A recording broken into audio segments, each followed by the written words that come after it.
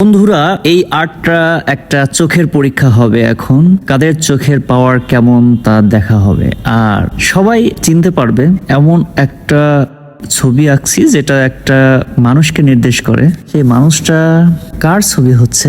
এটা কি সত্যি মুরগি হচ্ছে, মোরগ হচ্ছে, নাকি ট্রাম্পিং পাখি হচ্ছে? বন্ধুরা, তোমরাই বলে দাও এটা কোন পাখি, ফাজিল পাখি নাকি ভালো পাখি? দেখতে কার মতো লাগছে সেটাও বলতে পারো, এটা তোমাদের উপর ছেড়ে দিচ্ছি। এবার কি চেনা চেনা লাগে? আমি শুধু এগিয়ে যাচ্ছি। ও মাই গড, আমি তো একটু একটু চিনতে পারছি মনে হয়। যদি তোমরা চিনতে পারো তাহলে কমেন্ট বক্সে জানিয়ে দিও যে এটা কার মতো লাগে।